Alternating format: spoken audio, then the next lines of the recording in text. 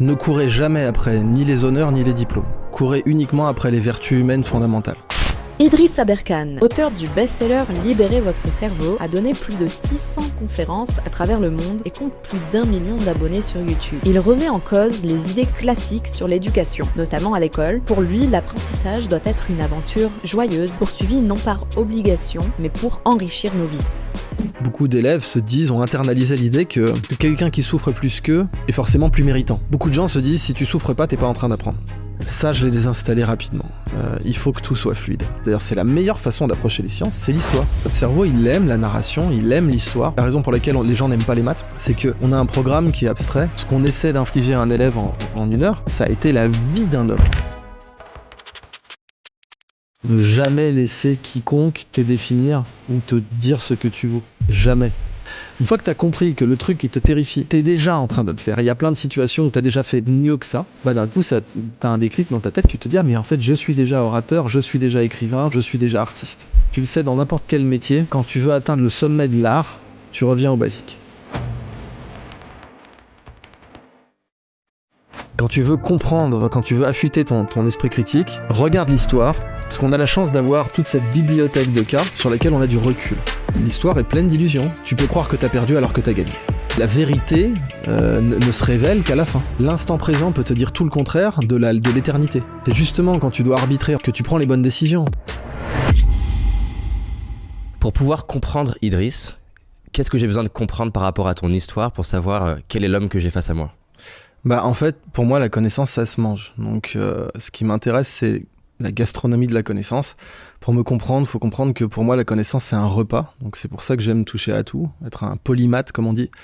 Et je pense que c'est ce qui me définit le mieux, vraiment. La connaissance, c'est ma passion. Donc, j'aime bien visiter des restos 3 étoiles de connaissances et faire des repas de connaissances tous les jours. Et du coup, si on remonte à ton enfance, à ton adolescence, c'est quoi des moments marquants qui vont me permettre d'arriver à me créer un petit peu une image de ta psychologie, comment elle a été construite ?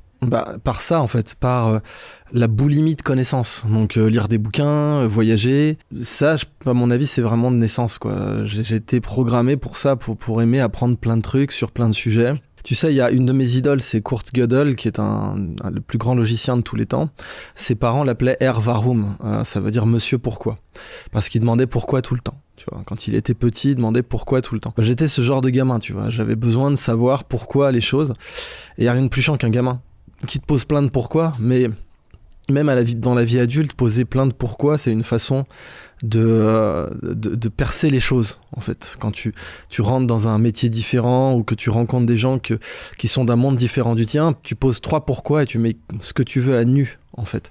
Donc ça, c'est ça mon invariant psychologique. Poser des pourquoi et dévorer la connaissance, ouais. Et t'as des frères et sœurs, t'es né dans quel... Juste que j'arrive à me créer une image un petit peu de ton enfance. J'ai un grand frère qui travaille avec moi d'ailleurs pour ma société de jeux éducatifs, Guild of Logos. Donc on fait des jeux pour apprendre les langues notamment, qui sont sur l'App Store. Et donc voilà, on est 2 garçons et on s'intéressait tous les 2 beaucoup aux maths, à la programmation, etc. Et tes parents, c'est quoi leur parcours ? Ils sont profs tous les 2. Ma mère a un doctorat didactique des maths. Son parcours est intéressant parce que un de ses profs, elle était fille d'ouvrier. Mon grand-père était syndicaliste dans les usines Renault de Boulogne-Billancourt. Et justement pour le punir, parce que c'était un syndicaliste, on le mettait avec les Algériens, parce que comme chacun sait, pour punir quelqu'un, on le met avec des Algériens. Alors du coup, c'est comme ça que ma mère a fini par rencontrer mon père. Mais ma mère, comme elle était fille d'ouvrier, un jour, une de ses profs lui écrit dans son carnet « semble avoir des capacités intellectuelles très limitées », alors qu'elle a un doctorat de didactique des mathématiques. Et ça m'a marqué évidemment, parce que ça a marqué la famille en général, c'est-à-dire ne jamais laisser quiconque te définir ou te dire ce que tu vaux. Jamais. Absolument jamais. Et si tu veux définir ma psychologie, celle de mon frère, celle de ma famille, ne jamais laisser quelqu'un définir ce que tu vaux. C'est quelque chose qui est absolument vital et que j'ai appris par cet événement où un débile, en fait, écrit ça sur le carnet de ma mère, se rend pas compte qu'il peut détruire la vie de quelqu'un comme ça. Et au contraire, en l'occurrence, a fait qu'elle a eu l'énergie, étant fille d'un ouvrier syndicaliste qui a eu son CAP à 54 ans, de faire son bac, déjà son bac qui était un truc de dingue, mais aussi donc à finaliser sur un doctorat de didactique des maths. quand j'ai préparé l'interview, je regardais un peu sur Internet. Et j'ai pas passé beaucoup de temps à creuser, donc ça m'intéresse que tu me donnes toi ta vision. Il y a deux choses qui ressortaient. L'une qui disait qui remettait en question la légitimité de ton CV. Et la deuxième qui disait que tu risquais de perdre un doctorat. C'est quoi en fait aujourd'hui? Quelqu'un qui, comme moi, a très peu de contexte et qui cherche à se construire une opinion, De toute façon, l'opinion des autres m'est complètement indifférente. Et j'ai souvent constaté dans ma vie que les gens croient en ce en quoi ils veulent croire.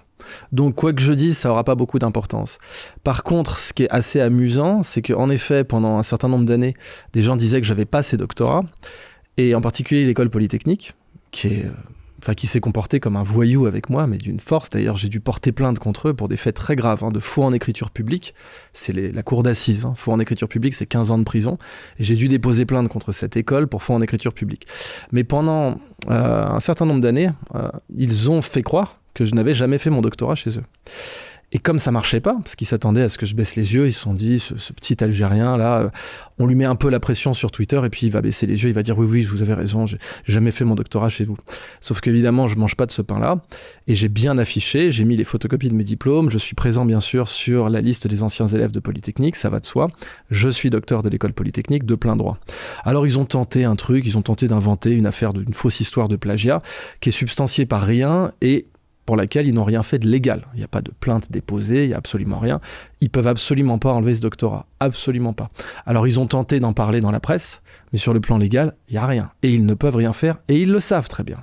Moi, par contre, j'ai porté plainte contre eux. Eux en ont porté plainte nulle part. Un plagiat, c'est du pénal, c'est de la contrefaçon, c'est grave.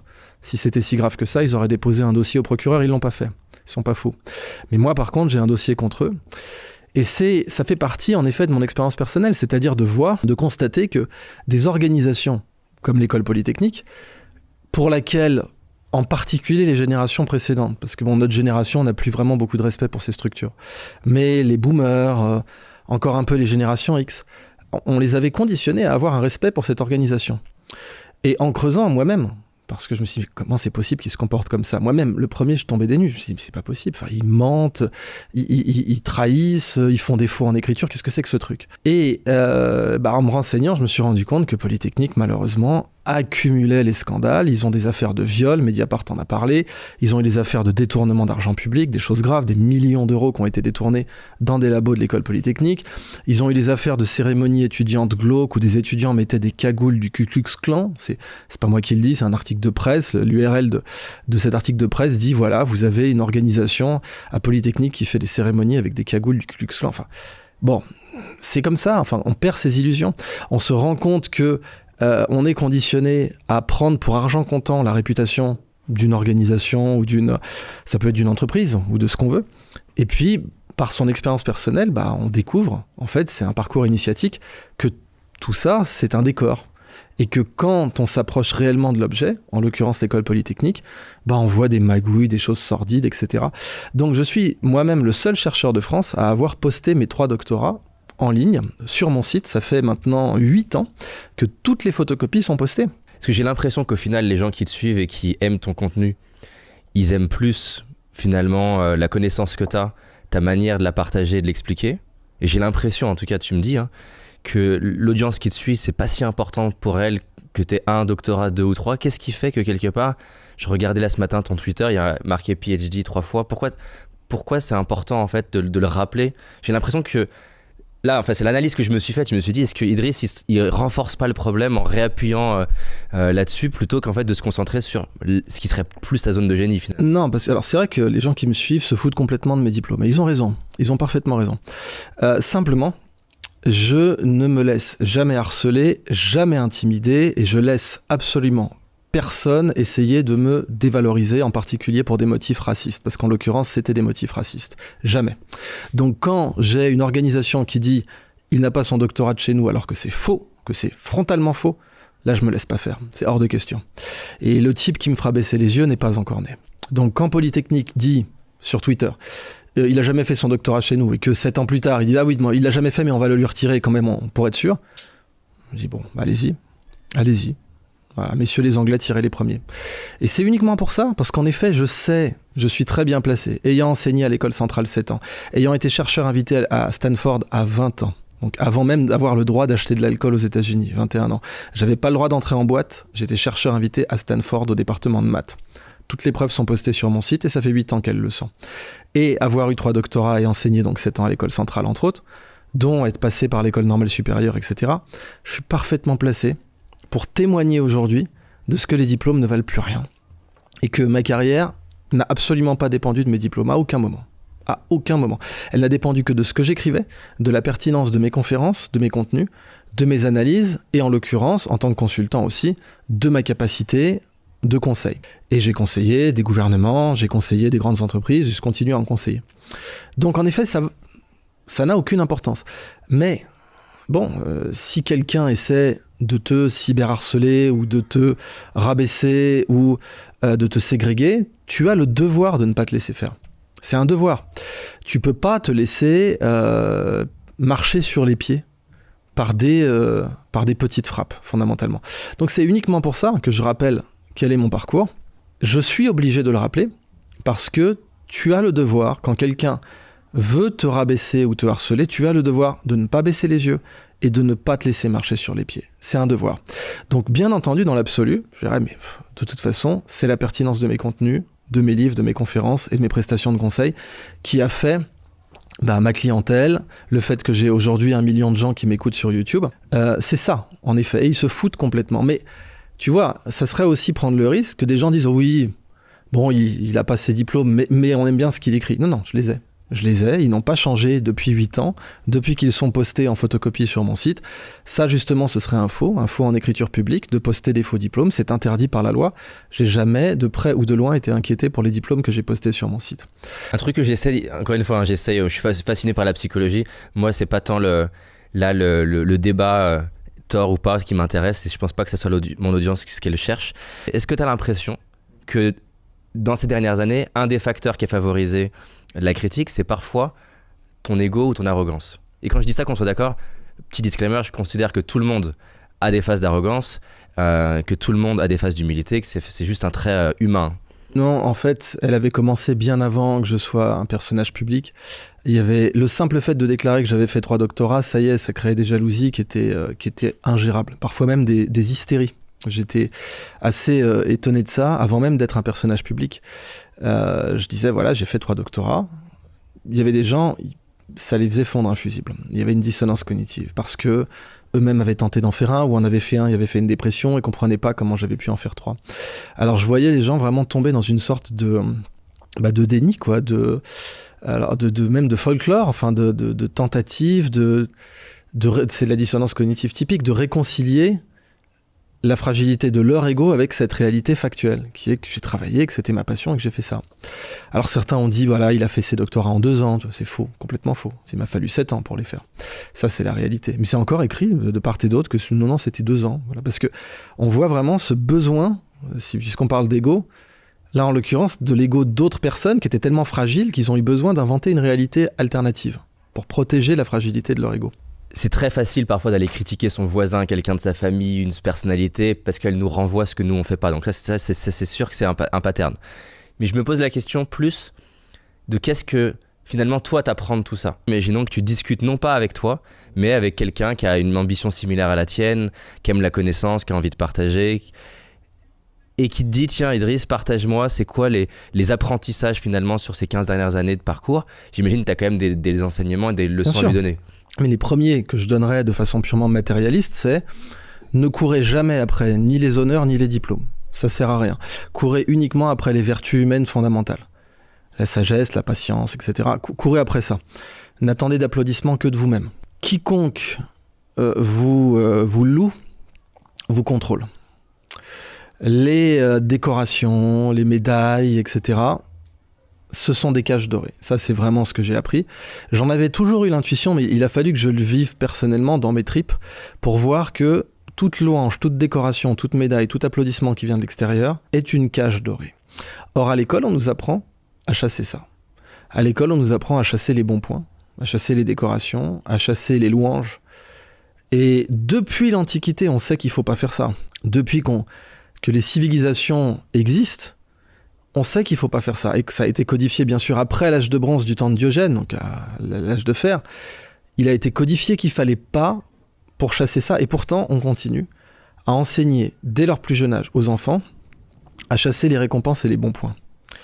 Et c'est un contrôle, c'est une atteinte à la liberté en réalité. Quelqu'un qu'on a conditionné à chasser les récompenses et les bons points, ce qui va avec du coup une réputation par exemple, c'est quelqu'un qui n'a plus aucune liberté, qui est enchaîné à des chaînes dorées, mais des chaînes quand même. Parce que c'est à cette époque-là, toi, ce que tu cherches, c'est une forme d'attention, Non, de reconnaissance. Je cherche à faire ce qu'on me demande de faire. Je cherche à bien faire ce qu'on me demande de faire. Donc voilà, tu es à l'école, tu es dans le monde universitaire, académique, tu cherches à bien faire, on te donne des instructions, tu les suis. Et puis tu te rends compte que ça marche pas comme ça, que c'était un décorum, encore une fois. Et surtout, tu te rends compte que ta liberté est beaucoup plus précieuse que ça.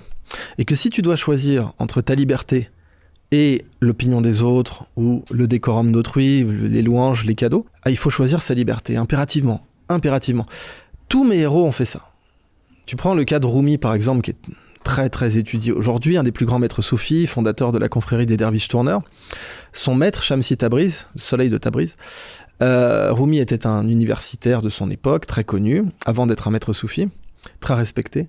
Et la première chose que lui fait faire Shamsi Tabriz, il lui dit « Va acheter des bouteilles de vin et balade-toi dans toute la ville avec. » Pays musulman, une grande autorité comme Rumi. Première chose que lui fait faire son maître, c'est achète du vin et montre à tout le monde à quel point tu es un apostat, tu es quelqu'un qui trimballe du vin. Détruis le respect public envers ta personne. Détruis-le, fracasse-le. Ça, c'est la condition de la liberté. Tout le reste... J'avais lu une phrase un peu similaire, que tant que t'es pas prêt à être crucifié, t'es pas libre, un truc comme ça. Ah non, mais vraiment, c'est ce que dira aussi Nassim Nicolas Taleb, hein. Bon, mais ce que disait aussi Jean de La Fontaine, tout flatteur vit aux dépens de celui qui l'écoute. Le prestige, les décorations, les légions d'honneur, tous ces bibelots et ces gadgets sont des chaînes dorées. Et un sage le sait. Marc Aurèle le savait, très clairement Diogène le savait. Un automate ne le sait pas. Et moi, ce que j'ai eu la chance d'apprendre très tôt, ce que je déclare là, beaucoup de gens l'apprennent que sur leur lit de mort. Ils se rendent compte, se disent « Ah, j'ai toujours voulu avoir un fauteuil d'académicien. J'ai toujours voulu... J'ai académicien, fils d'académicien. » Tu prends la dynastie d'Ormesson, c'est ça. T'as eu Jean d'Ormesson et t'avais Vladimir d'Ormesson avant, qui était académicien, fils d'académicien, fils d'académicien. Et donc, c'est limite dans la famille. Si tu veux pas faire honte à la famille, ton père est académicien, tu dois l'être aussi. Tout ça, c'est des gadgets. Et c'est horrible de se retrouver sur son lit de mort et de se dire « J'ai pourchassé ça. » Et je le pourchasse plus du tout. Maintenant, la seule raison pour laquelle je le rappelle, tu vois, en particulier sur ma bio Twitter ou autre, c'est uniquement parce que, par tradition, je ne baisse pas les yeux devant les voyous. Jamais. C'est juste ça. Des voyous essaient de contredire mon bien ou ce que j'ai fait, je peux pas baisser les yeux devant eux. C'est tout. Mais quelque part, t'as pas le risque, tu vois, tu deviens quelque part, entre guillemets, leur pantin, si du coup, il suffit qu'ils t'attaquent. Enfin, tu vois, c'est comme si, en fait, t'étais pas libre non plus, parce non, que mais j'ai rien réagi. J'ai rétabli l'équation de vérité, c'est tout. Je réagis pas à leurs attaques. Ce que je veux dire, c'est que du coup, c'est comme si ça t'enfermait à devoir répéter la même chose. Je répète rien, c'est juste écrit. Là, la seule raison pour laquelle je le répète, c'est que tu m'as posé la question dessus. Je suis pas arrivé en le répétant. Toi, tu m'as posé la question dessus. Donc j'ai rétabli l'équation de vérité, c'est tout. Mais je suis pas arrivé en le répétant. Si t'avais pas voulu qu'on en parle, on n'en aurait pas parlé. Mais c'est pas du tout quelque chose qui me définit, en fait. Et je l'ai bien vu, puisque, comme tu le rappelais, en réalité, les gens qui m'écoutent s'en foutent complètement. C'est exact.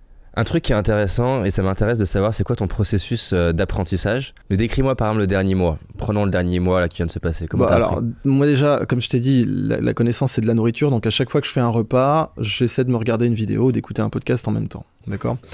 Donc une fois sur deux, je mange seul et j'écoute un truc. Voilà. Et ça, c'est devenu un rituel. Ok ? Donc généralement, ça commence par là. Je préfère les conférences aux audiobooks. Parce que le ton tout plat... Tu vois, plus d'énergie. Ouais, c'est tout bête, mais tu t'en rappelles mieux. Et je pense que les audiobooks devraient être faits avec la voix de l'auteur. Et devraient pas hésiter à mettre un peu d'émotion, voire quand tu vends un audiobook, voire faire des digressions par rapport au texte original. Ça se fait pas parce que le monde de l'édition est très conservateur, il veut pas trop innover. Mais je sais pas, on n'a pas le droit parce que là je suis en train d'écrire mon livre. C'est pas t'as pas le droit, mais c'est que l'éditeur te dit tu lis quoi. Tu lis le livre. Après, si c'est toi ton éditeur, tu fais ce que tu veux. Mais moi, je suis chez Robert Laffont, ils te disent tu lis le livre. Point barre. Enfin, en général, c'est même pas ça. Robert Laffont, bien sûr, ils vont engager un acteur, quelqu'un qui a une voix particulière pour lire ton livre. Et ça, c'était valable il y a 40 ans. Mais de nos jours, avec Internet, les gens qui veulent écouter ton audiobook, c'est ta voix qu'ils attendent. Donc déjà, c'est une erreur de la part des maisons d'édition de ne pas le faire comme ça. Mais d'une façon générale, quand tu as de l'émotion, tu vois, le succès des podcasts vient de là, hein. Quand tu as de l'émotion, que c'est pas monotone, que c'est pas plat, que c'est pas vraiment lu, en fait, tu le retiens mieux. Donc, c'est ce genre de contenu que je préfère. J'aime beaucoup les chaînes de documentaires. Donc, tu sais, les chaînes d'abonnement comme Netflix, mais pour les documentaires, tu as Curiosity Stream, tu as Nebula, tu as Magellan, qui doivent être autour de 5 € par mois. Donc, ça les vaut largement. Et là, tu as plein de documentaires géniaux. Et ça, c'est mon repas de connaissances préféré. Parce que quand c'est audiovisuel, tu retiens mieux. Quoi que t'en dises. Et après, si tu peux croiser plusieurs documentaires sur le même sujet, c'est parfait. Parce que du coup, tu vas retenir les lieux de recouvrement, tu vas retenir les informations qui sont les plus consensuelles. Si tu veux te faire une culture générale, c'est mieux. Et c'est quoi ton top 3 des thèmes que tu regardes le plus ? L'histoire. Ça commence vraiment. L'histoire, c'est une grille de lecture qui est tellement utile pour tout que c'est vraiment le top 1. Et pour tout le reste, c'est par l'approche historique. Par exemple, si c'est les maths, qui sont un de mes grands thèmes, j'ai publié des articles de mathématiques dernièrement dans des revues à comité de lecture, dont Scientific Reports. J'ai commencé cette année avec une publication dans Scientific Reports où j'ai fait une découverte sur les sommes de 3 cubes, qui est un sujet en mathématiques. Quand je veux apprendre quelque chose, même en sciences, je prends l'angle historique. C'est selon moi l'énorme erreur que fait l'enseignement, la raison pour laquelle les gens n'aiment pas les maths, c'est que on a un programme qui est abstrait et ce programme on l'inflige aux élèves sans qu'ils sachent d'où il vient. On leur dit vous devez comprendre ça, puis c'est tout, puis ça vous servira peut-être. Oui, on raconte pas une histoire. Non, on t'explique, il n'y a pas de narration, il n'y a pas d'arc narratif exactement. Alors que la réalité, c'est que ce qu'on apprend, ce qu'on essaie d'infliger à un élève en 1 heure, ça a été la vie d'un homme ou d'une femme. Ça a été quelque chose, un théorème dont on essaie de le présenter comme évident. Pour un génie, ça a été 15 ans de recherche, d'hésitation et de doute.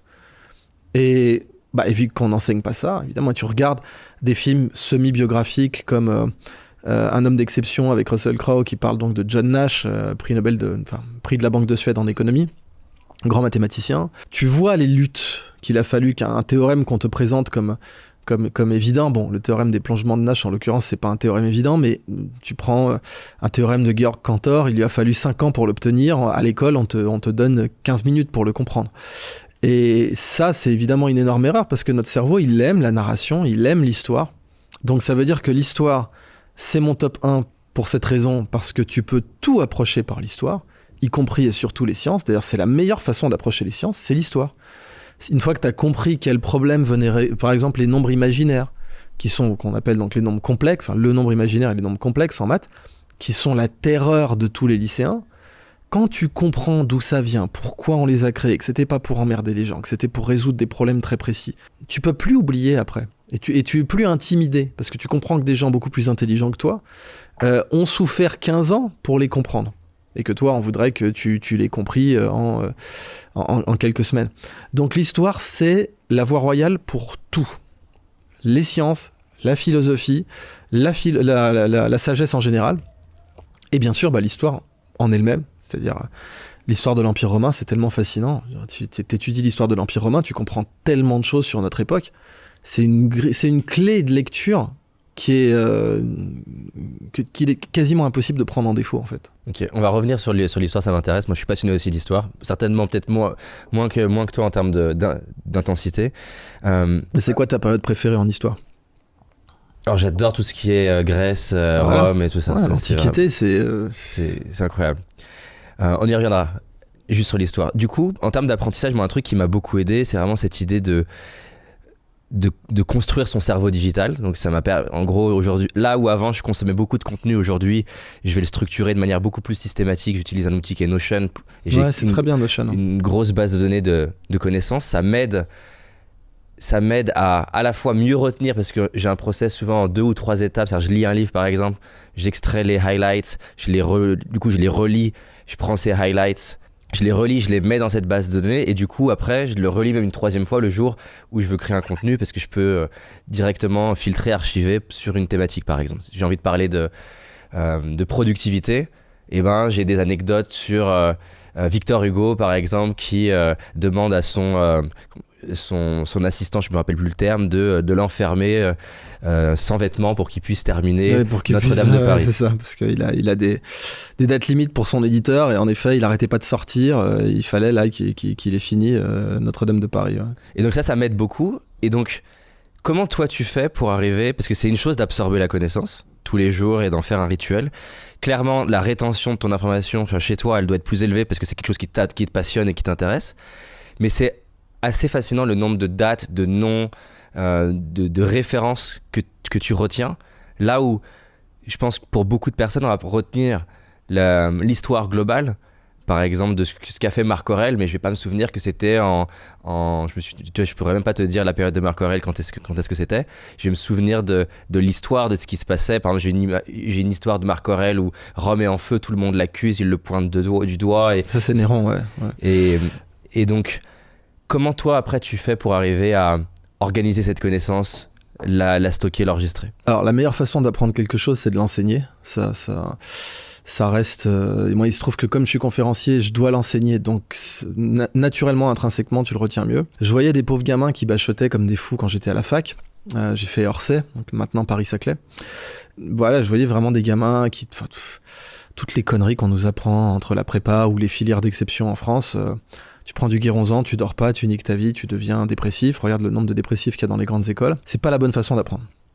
Mais on a le sentiment, on se dit je me fais du mal donc je dois être sur la bonne voie. Parce que je dois souffrir pour apprendre. Donc beaucoup d'élèves ont internalisé l'idée que si c'est fluide, si l'apprentissage se déroule un peu naturellement et qu'il souffre pas, enfin en tout cas que quelqu'un qui souffre plus qu'eux est forcément plus méritant. Donc beaucoup de gens se disent si tu souffres pas, t'es pas en train d'apprendre. Bon, en fait, pour bien apprendre, faut apprendre dans la perspective de restituer, d'enseigner. Pas de restituer à un prof qui connaît mieux le sujet que toi, d'enseigner à quelqu'un. Si tu vas enseigner à quelqu'un, tu vas spontanément créer une narration dans ta tête, et du coup, tu vas mieux retenir, puisque la narration permet de favoriser la mémorisation. Ça, on le sait depuis l'âge de pierre, fondamentalement, puisque les folklores, les contes tribaux, etc., c'était fait pour retenir.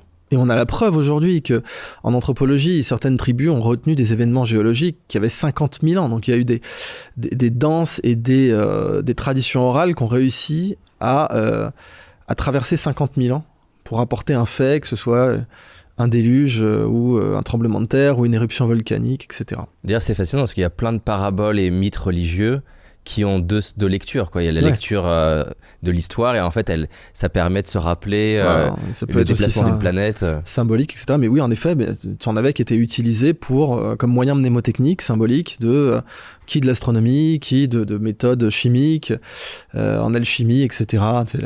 Notamment le conte Une souris verte avait tout un sens caché supplémentaire. Donc tu regardes un contenu, par exemple documentaire, et tu le transmets. C'est quoi les personnes à qui... Moi, par exemple, je vais raconter plein...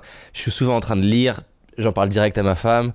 Toi, tu vas faire une vidéo rapidement, tu fais une conférence pour mon public, donc je le note. Toi, tu utilises Notion, moi j'utilise Prezi parce que c'est pour les conférences, c'est très pratique. Et Prezi, c'est quoi ? C'est un outil de conférence. En fait, c'est comme un PowerPoint. C'est le truc des ronds là que tu utilises. C'est ça. Alors, ça, c'est la template que j'ai inventée dans ma thèse notamment. C'est une template que j'ai créée pour Prezi et que j'utilise en effet et qui est très pratique parce que avec le zoom. Prezi, c'est ce qu'on appelle de la 2,5D, c'est-à-dire c'est pas de la 3D mais tu peux zoomer. Donc c'est de la 2D où tu peux zoomer, donc les spécialistes d'interface homme-machine appellent ça de la 2,5D. Et le fait de pouvoir zoomer, c'est super pour la mémorisation, pour se retrouver, parce que quand t'es dans un PowerPoint ou un keynote, linéaire. Oui, c'est linéaire, donc tu es là, où est-ce que j'ai mis cette slide, tu vois. Quand t'es dans un Prezi, tu sais où t'as mis cette slide, puisque c'est comme si t'avais un bureau devant toi, donc ça va stimuler le cortex entorhinal, l'hippocampe, qui sont le GPS du cerveau, et du coup, tu sais où t'as mis ta slide, alors tu te rappelles mieux de tout, en fait, par rapport à un PowerPoint qui est plus abstrait, tu te rappelles mieux de tout. Et c'est super pour moi. Donc c'est comme ça que je travaille, pour apprendre quelque chose. Relier les choses entre elles, bien sûr. Et donc quand tu regardes, t'es déjà... Parce que moi, par exemple, je sais que je vais avoir ce filtre-là, même une série, des fois, je suis en train de regarder une série et je vais tout de suite prendre des notes et je sais, en la regardant, où est-ce que ça va aller, dans quel produit, dans quelle conférence, toi, c'est comment quand t'es en train de regarder, t'es en train de noter en même temps, Ça dépend. D'une façon générale, j'essaie de faire tout de la façon la plus fluide possible. La diligence du bon élève, ça c'est un des premiers trucs que j'ai appris à désinstaller dans ma tête. C'est-à-dire te donner même subconsciemment l'impression que tu travailles. Donc je souffre, je prends des notes, je suis diligent, j'ai bien noté. Non, il faut que tout soit fluide. Donc je regarde le documentaire. Si vraiment il y a un truc mais qui me semble parfaitement adapté à une conf, je le note en effet. Donc là j'ouvre les notes dans mon téléphone et je le mets dedans. C'est tout. Donc je mets pour telle conf, notez ça. C'est tout.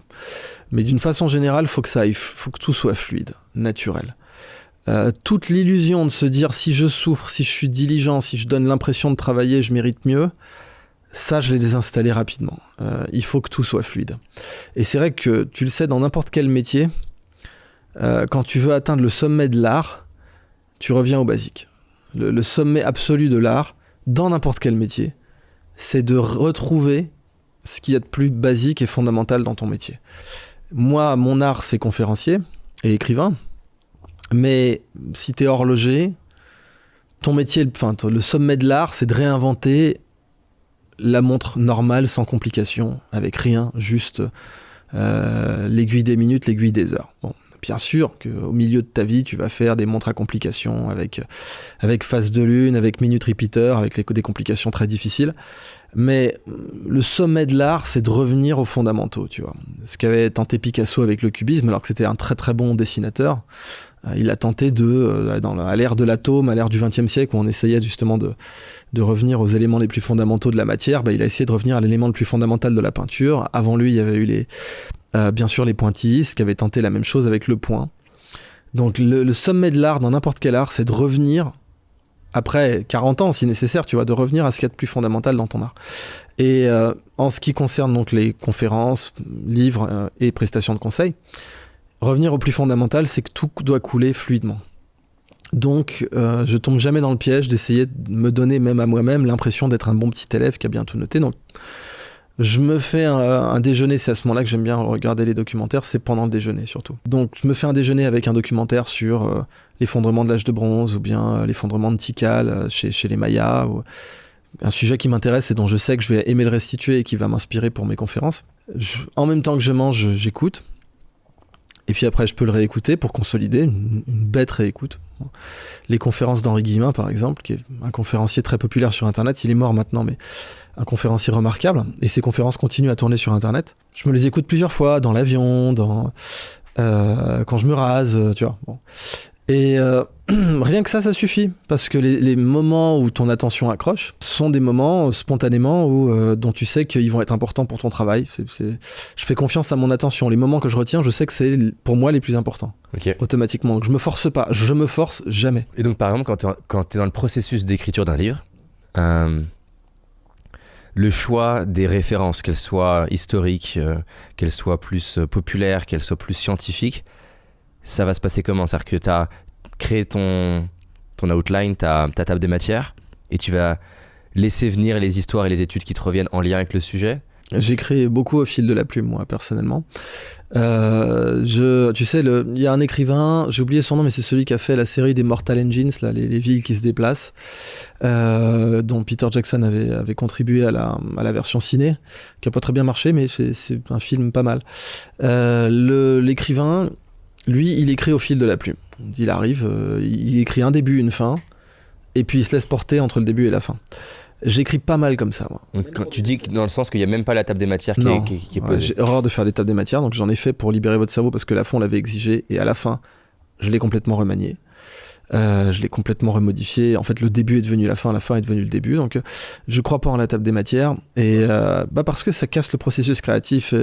Rappelle-toi, tu sais, l'art poétique de Verlaine, que ton simple naturel tu suives normalement. Donc, je crois au naturel. Donc, tout ce qui est diligence, donner l'impression d'être le premier de la classe, je l'ai fait assez, j'ai 3 doctorats, vous voulez que je fasse quoi de plus, tu vois, ça sert à rien. Toute ma vie, ça a été revenir au plus naturel possible. Revenir au plus fondamental possible, au plus simple, la simplicité. Revenir à la simplicité, dans l'écriture, dans l'expression. Du coup, est-ce qu'il y a des jours, donc c'est intéressant, moi ça me parle ce que tu dis, Je pense aussi beaucoup quand même que l'excellence, elle est dans cette zone grise un peu au milieu des deux, parce qu'on pourrait facilement entendre, pas forcément ce que tu es en train de dire, que je dois faire aucun effort.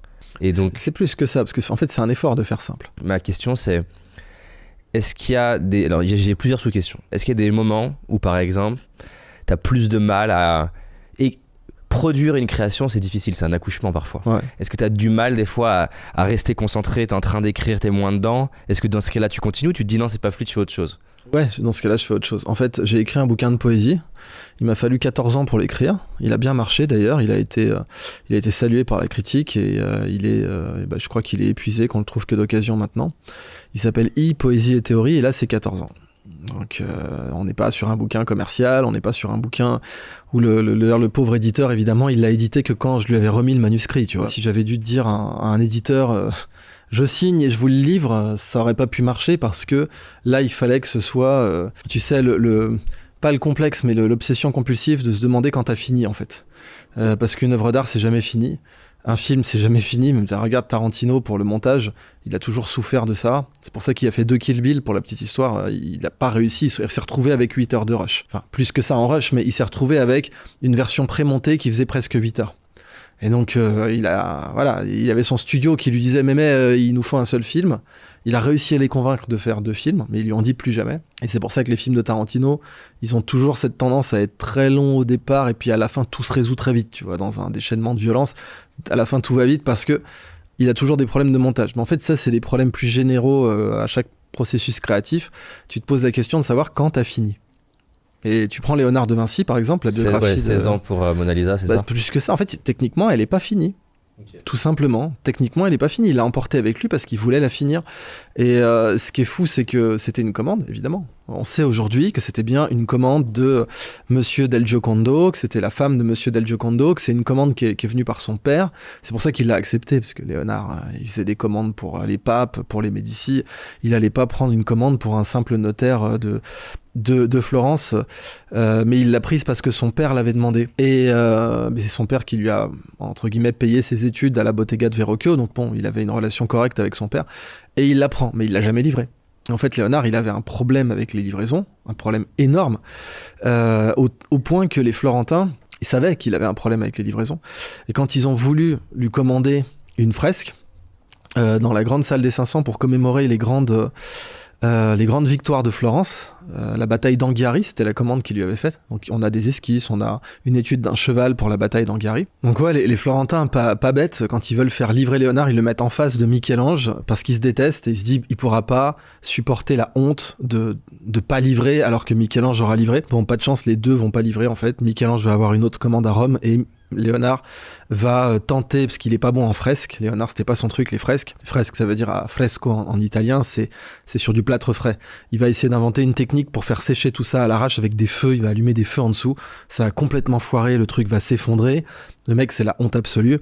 Et il va rater ça. Donc tu vois, Léonard, la préoccupation, déjà, l'échec pour lui, c'est arrivé plein de fois. Et ça, c'est l'humiliation. Je veux dire, t'es dans la salle des 500 à Florence, devant Michel-Ange et sa foire. C'est une des plus grosses humiliations de la vie de Léonard. Il y a un des échecs qu'il a eu le plus de mal à gérer. Et pour le reste, la Joconde, il l'emporte en France parce qu'elle n'est pas finie. Alors que c'est une livraison, qu'il y avait une date bien précise de livraison, elle n'était pas finie. Et techniquement, celle qui est au Louvre n'est pas finie. Léonard, s'il avait vécu plus longtemps, l'aurait encore modifié. Donc c'est valable si même pour des gens comme ça, tu vois, il y a cette question, quand est-ce que j'ai fini ? Bah, tu peux imaginer que pour à peu près tout le monde, c'est le cas. Tu as ce côté obsessionnel, compulsif, que tu n'as jamais fini une œuvre. Et, bon. Pour revenir sur le process créatif, il y a pas mal de grands auteurs pros qui disent, alors je vais essayer de retrouver la phrase, c'est un truc du genre, la différence qu'il y a entre un amateur et un pro, c'est le fait que c'est que le pro, en gros, il travaille même quand il n'en a pas envie. Un truc, c'est une formulation comme ça.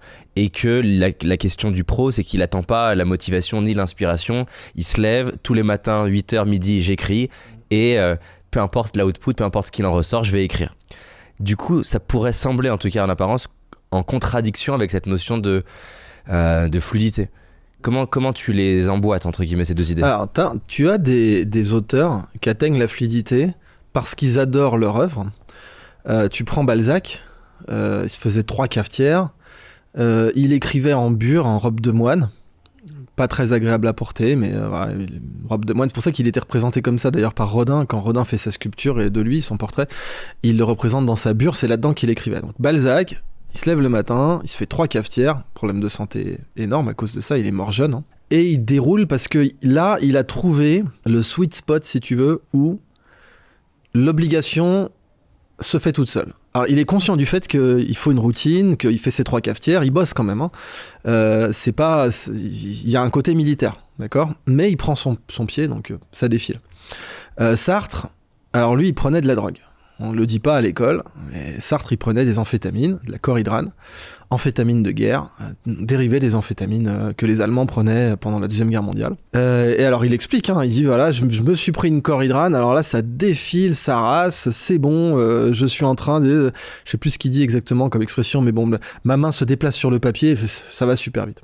Foucault, il mettait des buvards d'acide quand il devait lire. Donc c'est des techniques, hein, je recommande pas pour l'acide évidemment, mais t'as des gens qui disent, tu vois, par exemple, tu mets un petit nounours, tu mets une fraise tagada toutes les 15 pages, ou tu mets, tu vois, et comme ça t'apprend à te forcer à lire, par exemple, pour celles et ceux qui... toutes les 15 voilà, pages. donc tu prends ton petit rituel, tu dis, allez, j'ai ma petite fraise tagada pour attaquer le livre, et puis bah, la prochaine, c'est toutes les 10 pages, donc je lis 10 pages ou 15 pages, et j'ai la prochaine fraise tagada. Ça mange pas de pain, tu vois, 10 fraises tagada, 150 pages, c'est un bon deal. Donc t'as des gens qui atteignent ça.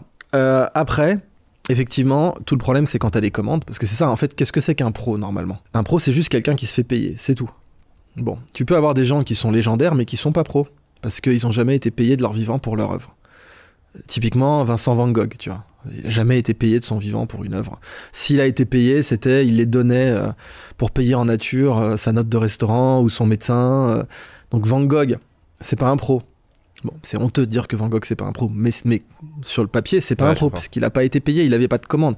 Personne n'a jamais commandé une toile à Van Gogh. Personne. Autant Léonard c'était un pro qui livrait mal, etc. Mais c'était un pro. On lui a commandé des toiles. On lui a commandé des peintures. Et aussi, il a fait quelques toiles, mais Léonard, c'était surtout sur des panneaux de peuplier. C'était du bois. La Joconde, c'est du bois, c'est du panneau de peuplier. Et il livrait. Bon, en retard, ou pas, fantasme, mais il savait livrer, tu vois. Parce que Florence, mine de rien, c'était la capitale du business européen. C'était la ville des contrats, la ville des avocats, la ville des notaires. C'était le fils d'un notaire, Léonard. Donc, il était parfaitement conscient de ce que ça voulait dire de livrer.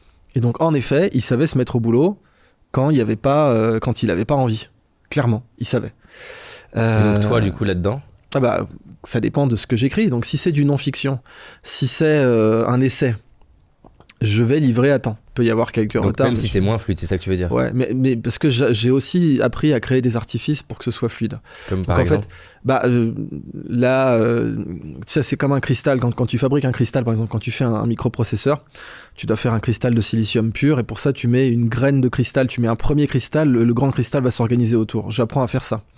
Donc je mets des faits. En fait, pour écrire de façon fluide, il faut que tu te gardes des fraises tagada, mais pas des fraises tagada physiques. Les fraises tagada de l'écriture, c'est des trucs que tu as très envie d'écrire. Donc tu te fais une liste de trucs que tu as très envie d'écrire. Dis ça, j'aurais très envie, je me le garde. Tu te le gardes au moment où tu as moins envie. C'est ça, exactement. Tu te le gardes. C'est comme du feu, tu vois. Pour allumer un feu, il faut du petit bois. Tu vas pas. Si t'arrives avec ton briquet sur une bûche, c'est mort. T'allumeras jamais ton feu. Donc tu veux allumer un feu, il te faut du papier journal, du petit bois. Bah, il faut en avoir. Le papier journal de l'action artistique, c'est une micro-action artistique, donc ça peut être écrire si t'es écrivain, ça peut être peindre si tu fais une peinture.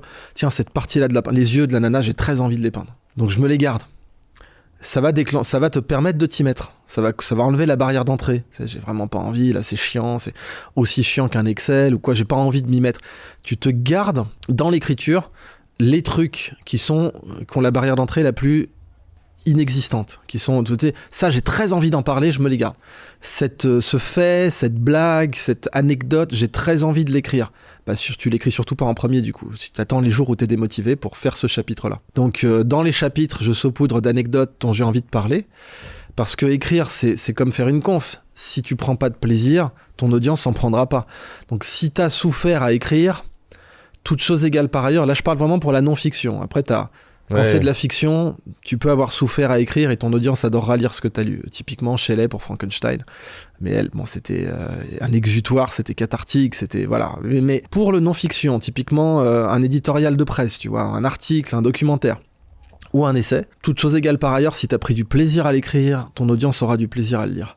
Donc tu te gardes les ingrédients que tu as le plus de plaisir à écrire et tu saupoudres les chapitres de ces ingrédients. Donc tu te gardes un peu comme un cookie, tu vois. Dans un cookie, les pépites de chocolat doivent être bien réparties. Si t'en as que au centre, il est raté ton cookie. Bah ton bouquin c'est un cookie. Les pépites de chocolat c'est les anecdotes, les faits intéressants, les trucs qui sont tellement agréables à écrire que t'aurais envie de les dire à la machine à café, tu vois. Tu te les sélectionnes comme ça. Et toi, t'es pâtissier, donc t'as la petite corbeille de pépites de chocolat à côté. Tu vas saupoudrer le livre ou la conférence avec.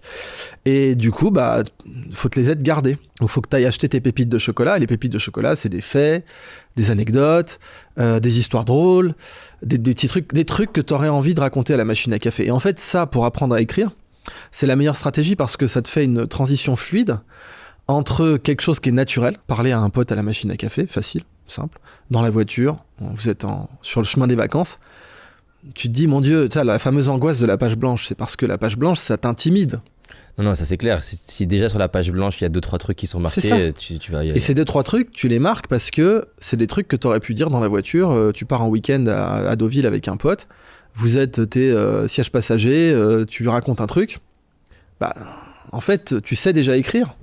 Puisque tu as un truc à lui raconter. Dès que tu as un truc à raconter, tu sais écrire. C'est juste que la société vient te mettre tout un tas de poids, du genre le jugement, est-ce que la critique va bien accueillir mon œuvre, est-ce que je livrerai à temps, est-ce que, enfin, c'est toutes ces attentes. Un gamin sait naturellement écrire dans le sens écrivain, même avant de savoir écrire dans le sens école, alphabétisation.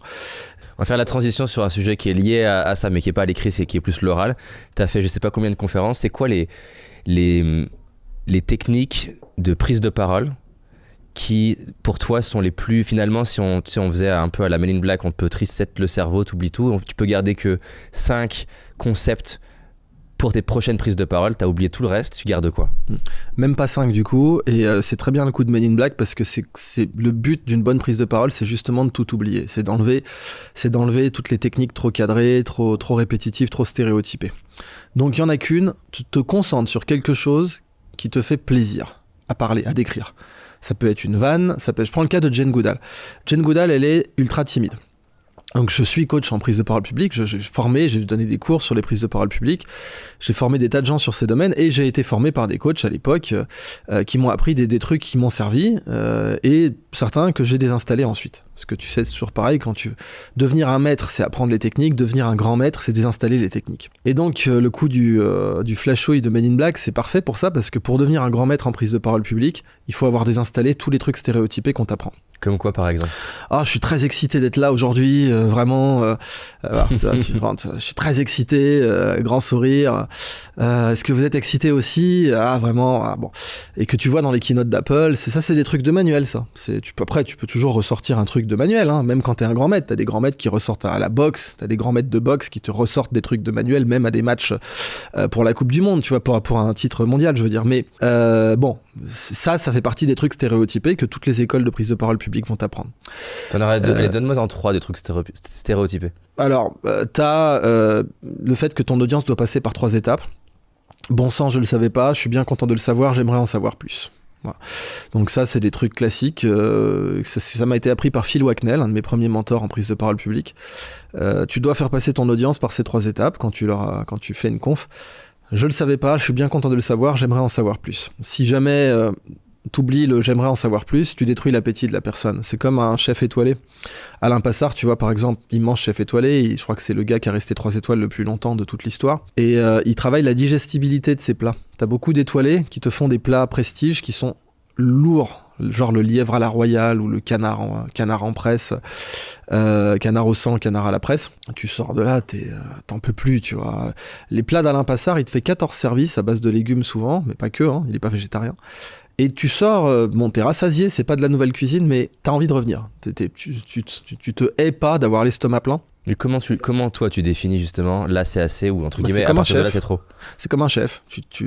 Quand tu composes ton assiette, tu te dis là c'est trop ou là c'est pas assez. C'est au jugé quoi. C'est au feeling. Tu te dis là j'ai laissé suffisamment respirer le contenu pour que l'assiette soit pas trop remplie. Mais c'est comme quand t'es un chef étoilé. Tu juges ton assiette, tu regardes si elle est bien composée. C'est toi en cuisine qui te dit qu'elle est bonne ou pas, tu vois, que t'en as pas trop mis. Et en tout cas, le plus important, c'est de garder cette étincelle que le type, à la sortie de ta conf, il ait encore envie d'apprendre. Qu'il se sente pas, ah ça y est, c'est bon, c'était intéressant, mais j'ai plus envie d'apprendre. Non. Comme disait Aristophane, ça a été repris par Montaigne, l'enfant n'est pas un vase qu'on remplit, mais un feu qu'on allume. C'est pas que l'enfant, en fait. Quelqu'un qui écoute une conf de toi ou qui lit un livre de toi, il faut qu'à la fin du livre, il ait envie d'en apprendre plus. Ou de la conf. Donc ça, c'est une technique oratoire que je considère très utile, en effet. Mais d'une façon générale, j'ai essayé de développer, parce que c'est ce que disait Musk, les suiveurs lisent les manuels, mais les leaders, ils les écrivent. Donc j'ai essayé de développer mes propres techniques. Une d'entre elles, c'est qu'il faut construire sur ses défauts. Ça, c'est quelque chose, alors je suis pas le premier à l'avoir dit, mais en prise de parole publique, beaucoup de gens se disent il faut avoir, par exemple, une voix de basse. Tu vois, genre James Earl Jones, le mec qui fait la voix de Dark Vador. Faut avoir une voix de baryton ou de basse pour être un bon orateur. Pas du tout. Jules César, évidemment, on n'a pas d'enregistrement de lui, mais il était de notoriété publique que Jules César avait une voix efféminée. Okay. Et ses détracteurs l'attaquaient sur ça. Churchill, il avait un problème au ligament de la langue. Son élocution était très, très mauvaise. L'élocution de Churchill était abominable. Mais l'élocution de Marlon Brando aussi. Marlon Brando, à l'âge d'or d'Hollywood, avec sa voix nasale, son accent de Brooklyn et sa diction paresseuse, il aurait été, sous Hitchcock par exemple, il aurait été même, l'âge d'or d'Hollywood c'est avant, mais du temps de Autant en emporte le vent, jamais un Brando n'aurait été casté. Bon, il était trop jeune, mais un type qui parlait comme lui n'aurait jamais été casté. C'était la honte, fallait surtout pas parler comme lui. Bon bah c'est Marlon Brando, le mec, c'est le plus grand acteur de tous les temps. Mais sa diction, d'après les experts, était merdique. Samuel L. Jackson, il est bègue. Encore aujourd'hui, il est bègue, il a un problème de bégaiement aggravé, et ça lui reprend. Mais du coup, ça veut dire quoi, par exemple ? On va dire s'appuyer sur ses défauts. Si tu veux, en ce qui me concerne, moi au départ j'étais plutôt timide, et donc dans mes premières confs, autodérision, et puis surtout parler un peu vulgaire. Patton disait la vulgarité c'est l'épice du discours. Si t'en mets trop, c'est écœurant, mais si t'en mets pas assez, c'est fade. Et en ce qui me concerne, donc, j'ai grandi en banlieue. Donc, je pouvais être complexé et me dire qu'il fallait que je parle comme si je venais du 16e arrondissement, tu vois. Et j'ai surtout pas fait ça. J'ai fait des conférences où je peux te sortir des choses vulgaires et les gens les retiennent comme ça, mais juste la bonne dose. Et donc, c'est le fameux « soyez vous-même », mais... Alors, je ne l'ai pas tant que ça utilisé pour moi-même, cela dit, hein, c'est vraiment pour mes élèves que je le recommande parce qu'ils me disent tous... Moi, j'ai jamais eu peur de prendre la parole en public, ça c'est vrai. J'étais plutôt introverti au début, mais c'était pas une peur. Donc, j'ai pas eu à régler ce problème-là. Mais mes élèves, quand ils me disent j'ai peur, je leur dis, mais en fait, les meilleurs orateurs avaient peur. Donc, que ce soit Samuel L. Jackson qui s'est rendu compte que quand il disait « motherfucker », en fait, il y bégayait plus. C'est connu ça chez les orthophonistes. Les insultes, c'est pour ça que tu as le syndrome de Gilles de la Tourette, les insultes sont en quelque sorte stockées ailleurs dans le cerveau. C'est les circuits de la peur, etc., les ganglions de la base. Et donc, Samuel L. Jackson, mais les orthophonistes le savent, certains bégaiements peuvent se dépasser en sortant des insultes. Et donc lui, il s'était rendu compte tout seul comme un grand qu'en disant « motherfucker », il était plus bègue. Petit aparté, est-ce que ça vient des insultes ou en fait plus largement c'est le fait de s'autoriser à faire un truc un peu interdit par la société et du coup qui nous détend? En fait, ça vient du fait que tu vas utiliser un autre circuit pour sortir des insultes et que ce circuit-là va pas bugger. C'est aussi pareil parfois quand tu as des bégaiements si tu t'adresses à tes enfants. Pas mal de gens qui bégayent, quand ils s'imaginent parler à leurs enfants, même devant quelqu'un face à qui ils bégayent, ne bégayeront plus. Voilà, ça peut arriver, c'est pas systématique, mais c'est... Donc tu utilises un autre circuit. Donc pour revenir sur la prise de parole, donc il y a ce côté entre guillemets assumer les défauts, construire. Jane Goodall par exemple, qui est donc une des meilleures oratrices, elle très timide, mais elle s'est rendue compte que quand elle était timide, si elle faisait par exemple le chimpanzé mâle ou le gorille mâle, si elle l'imitait, d'un coup elle perdait toute timidité. Et c'est arrivé d'une prise de conscience parce qu'en fait, elle s'est rendue compte qu'elle faisait déjà des trucs beaucoup plus dangereux que la prise de parole publique. Moi, par exemple, jamais tu me mets avec un chimpanzé mâle, c'est très dangereux. C'est très fort. C'est très dangereux. C'est effectivement très fort. Ils ont des fibres musculaires lisses beaucoup plus denses. Et le rapport masse-puissance d'un chimpanzé est très supérieur à un humain.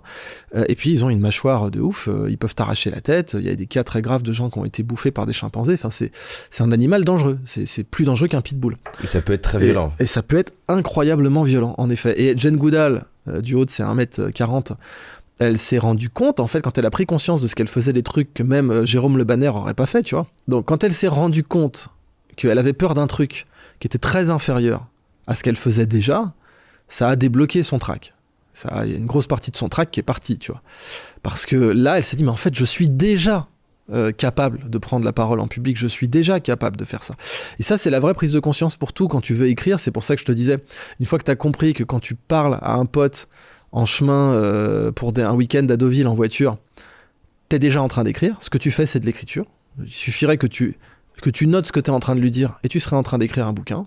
Tu aurais écrit la graine d'un paragraphe qui peut devenir un chapitre, qui peut devenir une page, qui peut devenir un chapitre, t'es déjà en train d'écrire.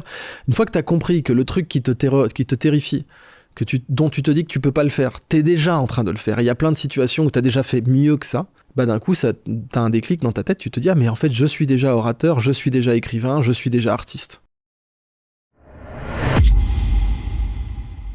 Juste avant de revenir à l'interview, j'aimerais te présenter rapidement le but de cette chaîne. À Paradoxe, on adore le dev perso et en même temps quelque part on le déteste. En tout cas c'est code. Qu'on soit d'accord, on est certain que des petits changements peuvent changer totalement ta trajectoire de vie. Mais je sais pas toi, nous on en a marre qu'on prenne les gens pour des débiles avec des clichés, des solutions miracles, des contenus qui sont sans nuance ou encore qui t'expliquent qu'il y a qu'une bonne manière de vivre et réussir sa vie. On n'est pas des clones, notre vie elle est complexe, l'humain il est complexe et c'est pour ça que sur Paradoxe sans filtre, l'intention en tout cas, c'est de s'approcher au plus près de la vraie vie.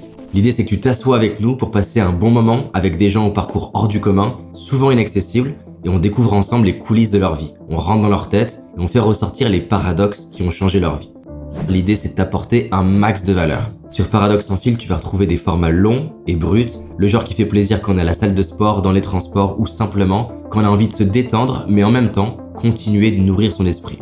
Avec toujours une même quête, continuellement chercher à te donner ce qui marche. Si c'est le genre de contenu qui te fait kiffer, je t'invite à t'abonner et cliquer sur la petite cloche. Sache que ça compte énormément pour nous car c'est grâce à ça qu'on peut vous trouver des invités que vous allez adorer et qui sont souvent durs d'accès. En tout cas, si tu t'abonnes, sache que je suis vraiment reconnaissant et que tu vas recevoir du contenu qui déchire. C'est une promesse. Un truc que tu fais beaucoup dans tes prises de parole, qui est un vrai outil de pédagogie, mais tu le fais vraiment plus que la normale, c'est l'usage de métaphores. C'est-à-dire que ça soit ta métaphore avec la main pour l'empan, c'est ça ? C'est ça. Pour prendre un objet. Ça, quand tu construis une conférence, quand tu construis un livre, est-ce que elles te viennent naturellement ou est-ce que tu t'arrêtes en te disant là, pour transmettre cette idée, il me faut une putain de métaphore ? Ça peut être les deux, en effet, mais si t'es un bon chef, par exemple en gastronomie, c'est idéal quand même si t'aimes tes propres plats. Donc, quand t'apprends, et c'est pour ça que les autodidactes font souvent d'excellents pédagogues par rapport à des gens qui ont la grecque ou quoi, qui sont passés par le circuit classique. Eux vont souvent, toutes choses égales par ailleurs, faire de terribles pédagogues. Il y a heureusement de très bons contre-exemples. Je pense à Marc-André Solos qui est agrégé de biologie et qui est d'une pédagogie exceptionnelle, mais c'est vraiment l'exception, et donc exceptionnelle dans tous les sens du terme, parce que c'est l'exception. Mais si t'as appris toi-même, t'es tombé sur un truc dur pour toi, tu crées la métaphore pour toi d'abord. Ça, c'est l'idéal. Tu la crées pour toi. Tu fais « Ah, en fait, pour que tu retiennes ça, il faut que tu le vois comme ça. » C'est pour ça que je t'ai dit que la meilleure façon d'apprendre, c'est de te mettre d'entrée de jeu dans l'idée que tu vas devoir restituer ce que tu as appris, que tu vas devoir refaire le cours. Pas le restituer à un prof, restituer à un élève. La meilleure façon d'apprendre, c'est d'enseigner. Mais tous les profs te le diront, tous les bons profs te le diront. Les profs qui le font parce qu'ils sont obligés, ils te diront pas ça. Mais la meilleure façon d'apprendre, c'est d'enseigner. Quand tu prépares un cours, en fait, t'apprends toi-même. Et là, tu vois qu'il y a un truc que toi-même t'as pas compris. Donc, tu fais d'abord la métaphore pour toi. Et après, donc la majorité des métaphores que j'utilise, je les ai d'abord faites pour moi. Vraiment. La majorité. Celles que je retiens le mieux, celles que je délivre le mieux dans une conf, je les ai faites d'abord pour moi. Ça, c'est l'idéal. Quand tu as cuisiné le plat pour toi d'abord, c'est facile de le présenter aux autres ensuite. Je voulais qu'on revienne sur la notion d'histoire. T'arriverais à nous faire un top 5 des leçons que tu as appris en étudiant l'histoire ? Il y a un livre qui est sur, à chaque fois je me dis il faut que je le lise, qui est hyper connu sur le Lessons of History, un truc comme ça, qui apparemment partage justement toute l'histoire de l'humanité et pas mal d'enseignements et de leçons. Toi, c'est quoi un peu celles qui te viennent, un top 5 des leçons qui sont applicables à un individu ? La toute première, c'est la persévérance. Et comment dire, l'entité historique qui l'enseigne le mieux, c'est l'Empire romain. Donc moi, je suis moitié italien, moitié kabyle, je suis né en France. Donc, en particulier, j'ai des origines des deux camps des très grandes guerres. C'était un peu les guerres mondiales de la Méditerranée.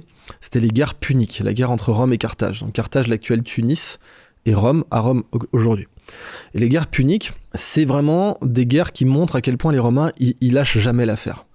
Alors, on a déjà et c'est ça qui a fait que leur empire a duré en fait plus de 2000 ans, puisque l'Empire romain, il se termine réellement en 1453 avec la chute de Constantinople, donc Istanbul maintenant, qui était l'héritier de l'Empire romain. C'était l'Empire romain d'Orient. Et d'ailleurs, Rumi, donc le poète soufi dont j'ai parlé, en fait, ça veut dire le romain.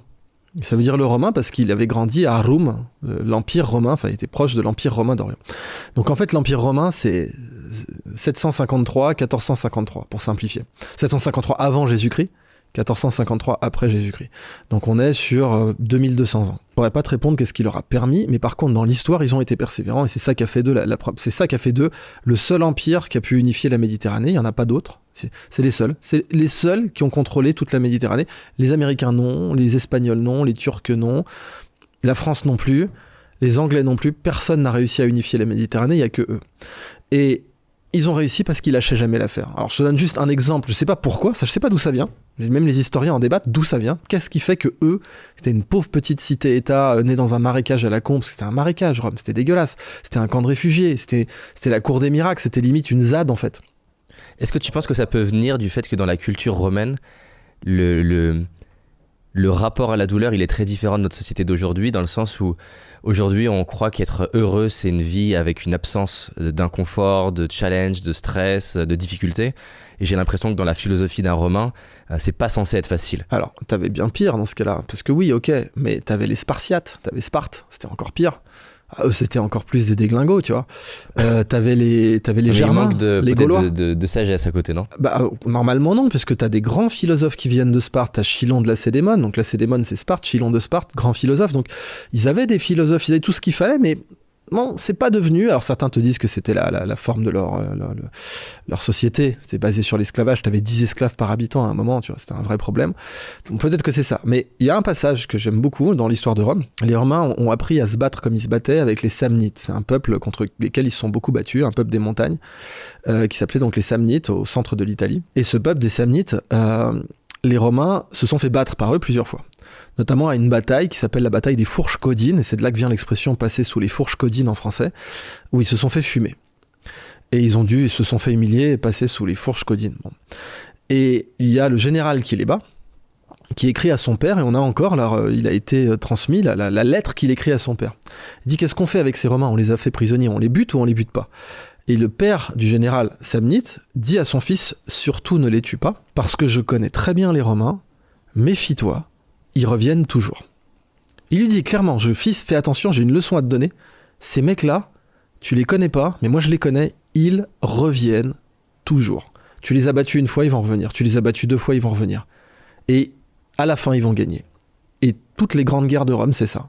C'est les guerres puniques, c'est ça. T'as Hannibal qui explose Rome, mais c'est l'humiliation. Il les démonte, mais il leur détruit une armée de 10 000 hommes. Ils reviennent avec 20 000, il les explose. Il leur détruit cette armée de 20 000 hommes, ils reviennent à 40 000, il les explose. Il leur détruit l'armée de 40 000 hommes, ils reviennent avec une armée de 60 000 hommes, la bataille du lac de Tracymène. T'as deviné la suite, il les explose. À chaque fois, d'une façon encore plus humiliante. 4e fois, la bataille de Cana, où là, il les démonte, mais alors c'est tellement qu'il les démonte que c'est son chef-d'œuvre du démontage, c'est enseigné dans toutes les écoles militaires. Il arrache une armée de 80 000 hommes en n'en ayant même pas 40 000 lui-même. Petit aparté, c'est quoi les stratégies militaires qu'il a utilisées ? Là, c'est le double enveloppement, en l'occurrence pour la bataille de Cana. Donc il avait gardé ses réserves et puis il avait la meilleure cavalerie, c'est aussi ça. Donc les Romains sont là, ils forment un carré, si tu veux. Les Romains sont là, Hannibal est là, et puis il va les contourner avec sa cavalerie et ensuite les encercler. Et là, il les termine. Et c'est l'humiliation, c'est la plus fine fleur de Rome qui se fait démonter. Ça marche parce qu'ils sont coincés, donc ça marche parce qu'ils manœuvrent plus vite. Ça marche parce qu'il a une cavalerie plus rapide. Ça marche parce qu'il leur a tendu un piège. Ça marche parce qu'il a exploité leur arrogance, vu qu'ils étaient plus nombreux. Mais c'est considéré comme un des chefs-d'œuvre de l'art militaire. Napoléon était fou d'Hannibal. C'est cette bataille-là où Où en gros l'armée d'Hannibal se retourne comme s'ils avaient peur et du coup l'armée romaine se désorganise. Il a mis au centre des troupes peu expérimentées qui se sont ramassées, qui ont faibli, en effet, c'est pas la technique des Mongols de la retraite feinte, qui est encore pire, mais en effet il a donné l'impression d'être faible pour attirer toute l'armée romaine et la fixer, ensuite la contourner avec sa cavalerie et avec ses réserves de soldats vétérans, et il l'a arraché. Et ben, tu te dis putain, après toutes ces défaites, t'arrêtes, tu vois, au bout d'un moment tu te rends. Bah non, les Romains, Hannibal, il s'attendait, après cette défaite, il s'attendait à une proposition de paix. Bah elle est jamais venue. Et les Romains ont gagné la deuxième guerre punique. Et s'ils l'avaient perdue, on parlerait pas d'Amérique latine, on parlerait d'Amérique punique. Parce que c'est tout con, mais il y a une Amérique latine. Parce qu'il y avait du latin, le latin a donné l'espagnol. Et s'il y a une Amérique latine, c'est parce que l'alphabet latin est l'alphabet qui a dominé le monde. Même le vietnamien s'écrit en alphabet latin, je sais pas si tu te rends compte. Le turc s'écrit en alphabet latin. L'alphabet latin a dominé la terre. Parce que les Romains. Donc évidemment, l'autre leçon qui est liée à celle-là, c'est qu'en fait, tu peux croire que t'as perdu alors que t'as gagné. Il y a des situations où tout, sur l'instant, tout dit que t'es le perdant, que t'es cuit, et même que t'es détesté. On reparlait de la réputation, etc. Tu prends le plus grand politicien de tous les temps, selon moi, et selon beaucoup de gens. C'est aussi le plus grand président de l'histoire des États-Unis, c'est Abraham Lincoln. Abraham Lincoln, aujourd'hui, il est unanimement célébré. Il était détesté à l'époque. Détesté. On pendait son effigie à New York, on le brûlait, on brûlait des images de lui en place publique au nord. Dans le sud, il était détesté, c'est normal, tu vois, c'est le président du nord, donc automatiquement, bon. Mais à New York même, grande ville du nord, on brûlait son effigie en place publique. Il était détesté, le mec. Et il était présenté comme un dictateur. Aujourd'hui, c'est le plus immense politicien de tous les temps, et c'est clairement aussi le plus grand président des États-Unis. De Gaulle. Oui, De Gaulle détesté, ça c'est sûr. Évidemment, De Gaulle complètement détesté. Aujourd'hui, l'histoire de France peut pas s'écrire sans lui. Et c'est peut-être le plus grand Français de tous les temps devant Napoléon, parce que Napoléon continue à faire rêver parce que le prestige, tout ça, sauf que le bilan de Napoléon pour la France, c'est une catastrophe. C'est en nombre de morts, en défaites, en situation économique post-napoléonienne. Enfin, après Napoléon, la France est ruinée, dépeuplée et humiliée. Qu'on le veuille ou non, tout ce qu'il ait fait avant, je veux dire, c'est comme en bourse, tu sais, tous les apprentis traders qui te disent « Ah, j'ai gagné tant en bourse, mais bon, après j'ai tout perdu », mais ça je le dis pas. Tu penses que c'est l'hubris dans le cas de Napoléon? Ah, clairement. Ah bah là, il n'y a pas trop à se poser la question. Vouloir envahir la Russie, t'es dans l'hubris à 100%. T'sais. Tout le monde lui a dit « N'y va pas », il y va quand même. Bon, bah, en effet, ça c'est de l'hubris typique. Et s'il y a bien une leçon que tout le monde connaît en stratégie, c'est n'envahissez pas la Russie. Alors certes, Napoléon... Surtout sur la durée, surtout avec l'hiver, surtout avec la logistique de merde que tu as. Mais alors Napoléon a contribué à écrire cette leçon, donc peut-être qu'il pouvait pas la connaître lui-même, mais quand même, c'était une leçon qu'il pouvait anticiper. Donc voilà, De Gaulle, l'histoire de France peut pas s'écrire sans lui, et il était détesté de son vivant. Et donc toi, tu retiens quoi de ça, dans le sens où en fait, il y a toujours un truc qui peut se retourner dans le bon sens? Que en fait, l'histoire est pleine d'illusions. C'est la vérité ne se révèle qu'à la fin. Et il y a des choses, l'instant présent peut te dire tout le contraire de l'éternité. Et c'est justement quand tu dois arbitrer entre l'instant présent et l'éternité que tu prends les bonnes décisions. Parce que Lincoln, il a pris les bonnes décisions, mais en étant impopulaire. Le mec, abolition de l'esclavage, il veut faire le 13e amendement. Quand il a fait la proclamation d'émancipation où il abolit l'esclavage, mais c'est pas dans la Constitution, il va se battre pour faire rentrer ça dans la Constitution. Même ses meilleurs amis lui disent ça sert à rien ton combat. Pourquoi tu fais ça? Les esclaves sont déjà libérés. Pourquoi tu veux mettre ça dans la Constitution? Tu vas perdre tout ce que tu as construit. Ses meilleurs amis lui disaient de pas faire ce qu'il a fait. Et il avait raison. Il a pris des décisions impopulaires. C'est ça la marque d'un immense politique. Un immense politique, c'est quelqu'un qui fait quelque chose, même quand la majorité lui dit qu'il a tort, mais parce que c'est un sage. Il a compris la bonne direction de l'histoire. Pour moi, ces deux-là sont tellement les plus essentiels que pour dans l'autre sens, ça peut être même des apprentissages de stratégie sur une bataille militaire. Ça peut être un apprentissage d'influence dans un enjeu politique à un moment donné. Des choses qui te marquent. L'autre leçon de l'histoire dans ce cas-là, c'est que quand même, idéalement, il faut transformer ses ennemis en amis, quoi. Que alors t'as dans l'histoire, par exemple, dans l'histoire musulmane, tu as Khalid ibn al-Walid, qui est un des plus grands généraux de tous les temps, qui a jamais perdu une bataille. C'était l'ennemi du prophète Mohammed. Au début, c'était son ennemi. Et il l'a coopté comme général. Il en a fait son général. Et grâce à lui, il a perdu aucune bataille. Mais ça a été des batailles majeures, parce que ça a été contre l'Empire romain d'Orient, c'est la première puissance militaire de la région qui a été battue. Donc la capacité à transformer un ennemi en ami, ça dans l'histoire, c'est le caviar, hein, c'est rarissime. Hein, mais quand ça arrive, là, tu fais quelque chose d'extraordinaire. J'avais entendu parler d'une anecdote, je crois que c'est Roosevelt, qui a un ennemi politique, il me semble, et... il avait demandé de prêter un livre. Voilà, c'est ça, il lui fait c'est prêter... Benjamin Franklin. Ouais. On appelle ça le Franklin Effect. Donc quand tu demandes un service à un ennemi et qu'il te l'accorde, il se rapproche de toi. Ouais, c'est fun, hein. Et Franklin s'en était rendu compte. Donc on appelait ça le Benjamin Franklin Effect. Il a demandé à un ennemi de lui prêter un bouquin. Et il s'est rendu compte qu'il l'attaquait moins. Et ça s'appelle donc le Ben Franklin Effect. C'est un truc de fou, mais c'est de la psychologie humaine, en effet, d'élite, quoi. Il y a des concepts comme ça un petit peu que toi tu utilises pas dans ton quotidien, mais au moins que tu as déjà utilisé dans ton parcours, des choses que tu as appris d'un Napoléon, que tu as appris, peu importe, on parlait de Charles de Gaulle, et où dans un moment tu t'es dit tiens, je pourrais utiliser cette stratégie-là. Ouais, Patton, c'est un de mes modèles. Rokossovski, j'ai des héros comme ça. Donc, Constantin Rokossovski, c'est marquant parce que là aussi, ils sont parmi les plus grands généraux de tous les temps. Et amiraux, en l'occurrence. Donc, tu as un amiral, l'amiral Lee en Corée. C'est peut-être le plus grand amiral de toute l'histoire de l'humanité, devant Nelson, devant lui. C'est vraiment l'élite de l'élite en matière de stratégie navale. Et il a été disgracié plusieurs fois. Qu'il a été renvoyé simple soldat plusieurs fois. Le gars, il est monté, descendu. Où il était au sommet de vraiment contrôler la flotte de la Corée contre les envahisseurs. Et disgracié parce que, un peu comme Hannibal, d'ailleurs Hannibal il aurait pu battre l'Empire romain si les abrutis de politiciens de Carthage lui avaient donné ce qu'il demandait, des renforts et tout, et ils lui ont pas donné parce qu'ils étaient jaloux, ils avaient peur de la place qu'il allait prendre en étant à ce point couronné de succès, et du coup ils l'ont trahi, quoi. Et cet amiral, l'amiral Yi, en Corée du Sud. Donc il y a sa statue à Séoul, mais c'est vraiment, enfin il est peu connu en Occident, c'est pour ça que j'hésitais sur son nom, parce que voilà, on connaît peu les cultures asiatiques, mais c'est le plus grand amiral de tous les temps. Et là, une leçon, c'est le mec, il est rabaissé au plus bas, il est humilié, il est disgracié plusieurs fois. Et Constantin Rokossovski, c'est pareil. Donc Constantin Rokossovski, c'est l'architecte de la plus grande victoire militaire de tous les temps. C'est le mec qui a détruit 27 divisions allemandes. 27. Pour te donner une idée, juste, Auguste, qui est le plus grand empereur de Rome, il perd 3 légions dans la bataille de Teutobourg contre les Germains, donc sur le Rhin. Il a un général qui s'appelle Varus, qui perd 3 légions. C'est énorme, hein, bon. Il va pleurer pendant des nuits. Il va hurler en latin « Rends-moi mes légions »,« Legiones rende, varo, legiones rende, rends-moi mes légions ». 3. Bon, une légion, une division, c'est à peu près la même taille. Une division, c'est même un peu plus gros qu'une légion.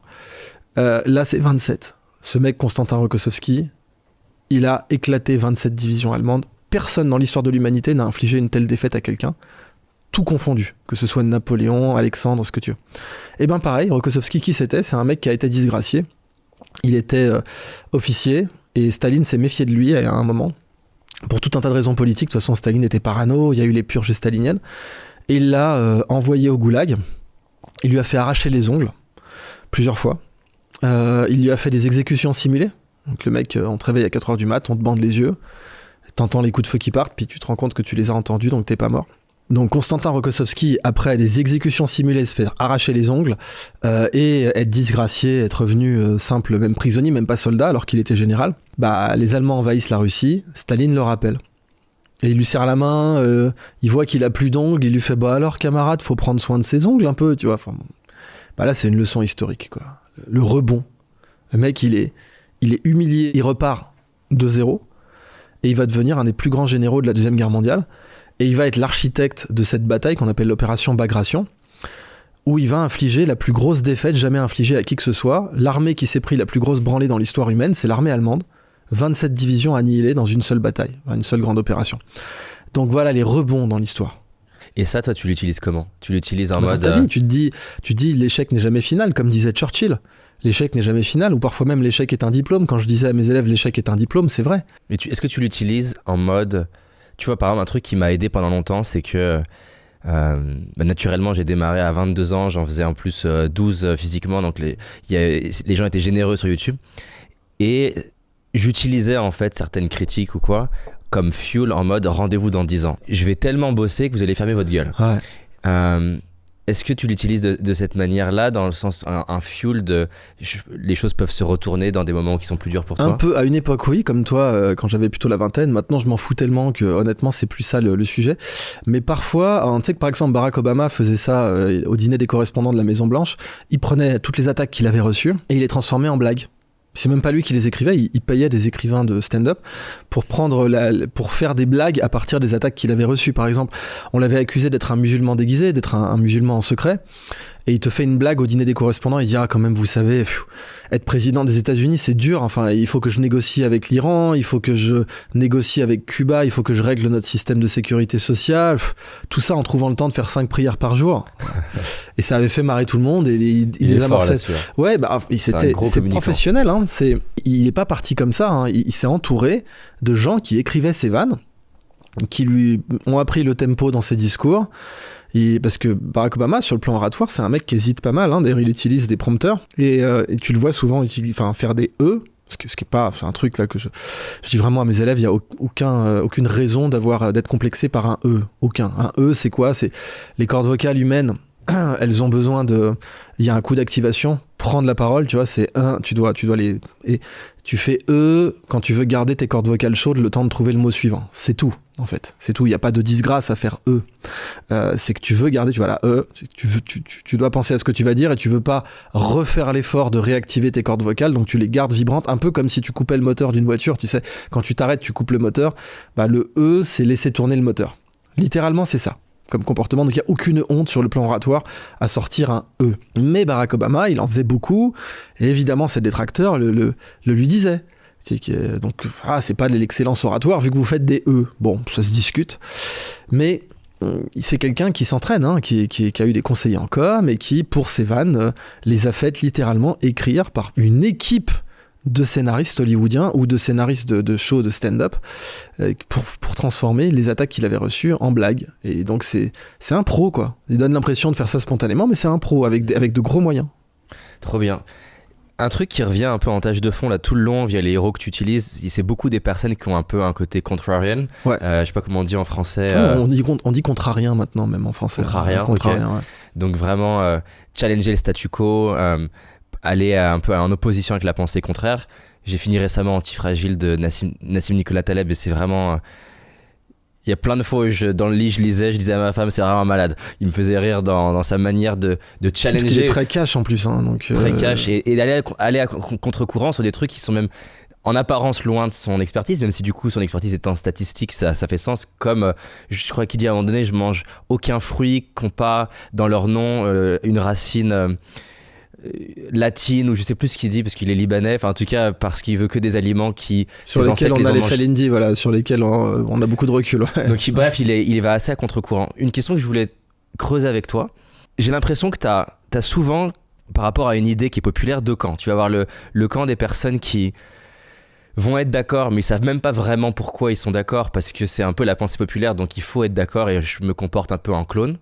Et il y a ça sur plein de choses, et l'histoire, tu l'as dit, à chaque fois, la science dit quelque chose, et 20 ans plus tard, ou des fois 200 ans plus tard, on se rend compte que c'était pas vrai. La science n'est remplie que de ça, et c'est une recherche perpétuelle. Tu vas avoir l'autre camp de personnes qui vont un peu être en défiance avec le statu quo, et donc souvent des institutions qui représentent le statu quo, donc par exemple, c'est pas, lobby pharmaceutique, le gouvernement. Ce que je trouve pas évident et que je voulais creuser avec toi, c'est que ce qui t'amène dans le deuxième camp, c'est de challenger le truc en disant c'est pas parce que le mec il a une blouse blanche que ça veut dire que c'est forcément vrai, c'est pas parce qu'on est 1 million à dire que c'est vrai que c'est forcément vrai, donc il y a cet esprit de pensée critique. Mais ce que j'observe aussi du coup, c'est que dans le deuxième camp, on va parfois manquer d'appliquer la pensée critique. J'essaie de formuler ma question, d'appliquer la pensée critique à l'idée même d'être un rebelle. C'est ce que disait Poincaré, il disait douter de tout ou tout croire sont deux positions également commodes qui nous dispensent de réfléchir. Donc en fait c'est vraiment, il faut avoir deux ailes pour voler, il faut savoir quand être contrarien, savoir quand être normalien en quelque sorte. En fait dans l'histoire en particulier occidentale, t'avais l'équilibre qui était représenté par Platon et Diogène. Donc toi qui aimes la Grèce antique, Platon c'est le fondateur de l'Académie, donc parce que Monsieur Académos lui file un terrain et ça fait l'Académie. Le problème, c'est que l'académie, elle s'est structurée entre-temps. Comme c'est quelque chose que tu peux structurer, une bureaucratie, tu peux créer des académies. Diogène, c'est le contraire. Donc Diogène, le mec qui vit dans un tonneau, qui s'en fout de tout, qui contredit tout le monde. Quand Platon arrive, lui dit la définition d'un homme, c'est un bipède sans plume. Il lui amène un poulet plumé. C'est un bipède, ça n'a pas de plume. Il dit voilà l'homme de Platon. Et Platon, du coup, n'a pas compris le piège. Il dit ah non, mais alors c'est un bipède sans plume avec les ongles plats. Parce que évidemment. Mais oui, tu trouveras toujours un truc. Exactement, c'est ce que Diogène voulait montrer. Tu veux les ongles plats, pas de problème. Je vais prendre un marteau, je vais aplatir les griffes du poulet et on aura les ongles plats. C'est sans fin ton truc. On peut pas définir l'homme, quelque chose d'aussi profond et métaphysique que l'homme. Tu peux pas le définir comme ça. En fait, Diogène était venu équilibrer. Donc l'équilibre Platon-Diogène, c'est l'équilibre parfait. Dans ta tête, c'est un peu comme le cliché de t'as un petit diable sur l'épaule, t'as un petit ange. L'équilibre parfait, c'est Platon-Diogène. Donc chaque humain devrait avoir un Platon, un Diogène. Et le problème, c'est que à l'école, on n'apprend que Platon en quelque sorte. C'est-à-dire que l'académie, c'est Platon. Socrate, lui, il avait les deux. C'est pour ça qu'il refusait d'écrire. D'ailleurs, Socrate disait non, mais ma philosophie ne peut s'apprendre que d'homme à homme. Je peux pas écrire. Et il était contre le fait d'écrire sa pensée. Socrate, c'est Platon qui a tout écrit de lui, quasiment. Xénophon et d'autres. Mais Socrate était contre parce que lui, en fait, et c'est pour ça que Diogène méprisait Platon, mais il respectait Socrate. Parce que Socrate avait la synthèse des deux. Donc en fait, un humain doit avoir la synthèse des deux. Et du coup, toi, comment tu fais ? Parce que par exemple, tu vois, si je prends Dr Raoul, qui est très, controversé, tu vas avoir... Et moi, vu qu'en fait, c'est pas un sujet que j'ai creusé, donc du coup, je suis un peu en mode fasciné de toutes les argumentations. Tu vas avoir des personnes qui vont le diaboliser, et quand j'écoute le raisonnement, je me dis, bah en fait, là, tu manques de pensée critique dans ce que tu es en train de me dire. Je vois des personnes qui vont le défendre, et pareil, les arguments qu'ils mettent en avant, je me dis, bah, ça a l'air bancal. Toi, j'ai vu que tu l'as défendu à un moment donné dans... Je continue à le défendre. Parce que le professeur Raoult, en l'occurrence, si tu veux, aujourd'hui, enfin, de tout temps, la controverse n'apprend rien sur une personne. Rien du tout, à toutes les époques. Puisque, Lincoln était controversé, Churchill était controversé, De Gaulle était controversé, Einstein était controversé. Il y a eu un bouquin 100 scientifiques contre Einstein qui disait que c'est un charlatan. Encore aujourd'hui, tu as des gens qui disent que Einstein est un charlatan qui a tout piqué à Poincaré. C'est une minorité, mais ça existe. Donc en fait, tu peux vraiment controvertir qui tu veux. Qui tu veux. Mais Jésus, ça, on est d'accord. Voilà. Que si tu accèdes à 100% de la vie de tout le monde peut être un ange ou un diable. Non, mais tu peux inventer. C'est ce que disait Richelieu. Même, quand tu es chrétien, tu penses que Jésus est l'homme parfait. Bon, il est pas controversé, Jésus ? Bien sûr que si. C'est un des personnages les plus controversés de l'histoire humaine. Donc, Richelieu disait « Donnez-moi 3 lignes écrites par l'homme le plus honnête du royaume et je trouverai dedans de quoi l'y faire pendre. » Donc tu peux vraiment faire une controverse sur qui tu veux, sur Mère Teresa, qui est controversée d'ailleurs, sur l'abbé Pierre. Quand tu lis sa biographie, il y a des éléments qui... Oui, mais tu peux en trouver sur qui tu veux, tu peux en trouver sur Gandhi, tu peux en trouver sur Nelson Mandela. Il dormait avec ça. Oui, voilà, donc parce que ça vend, si tu veux, de salir des... Et en fait, les gens qui font cette controverse sont souvent des gens qui, alors eux, tu pourrais encore plus les salir dans tous les sens. Moi, je me rappelle de la cancel culture aux États-Unis, mais s'ils savaient comment tu pourrais cancel Marx, des gens qui souvent vénèrent Marx. Mais putain, mais la biographie de Marx, alors là, si tu dis que Gandhi est controversé, bienvenue dans la biographie de Marx. Là, on est dans un autre univers. Le mec était antisémite à en crever. Il y a plusieurs décisions qu'il a prises qui étaient abominables. C'était un sale con, le mec, humainement, tu vois. Ça n'empêche pas que c'était un génie, mais c'était un sale con. Tu peux faire des controverses sur qui tu veux. Le fait que quelqu'un soit controversé ne t'indique rien sur sa nature profonde. Rien du tout. En fait, c'est même utilisé aujourd'hui comme terrorisme intellectuel. C'est-à-dire tu veux décrédibiliser, discréditer un adversaire politique. Qu'est-ce que tu fais ? Une controverse sur lui. Et des fois, tu vois vraiment que selon que tel ou tel camp politique a un contrôle des médias, des choses peuvent être tolérées de son côté et pas du côté de son opposition politique. De nos jours, mais en fait de tout temps, c'est là-dessus que j'insistais, la réputation ne t'informe sur plus rien concernant une personne. Et alors tout ce que tu as dit, ça me parle. Question que je me pose et après je te donnerai 3 cartes, c'est est-ce que ça amplifie pas le côté un peu tribal de il y a 2 équipes quand l'équipe qui du coup est en contradiction, qui est contrarien, ne reconnaît pas quelques éléments qui au minimum sont... Il ne devrait pas y avoir d'équipe contrarienne. Comme je te le disais, on devrait chacun avoir un Platon et un Diogène en nous.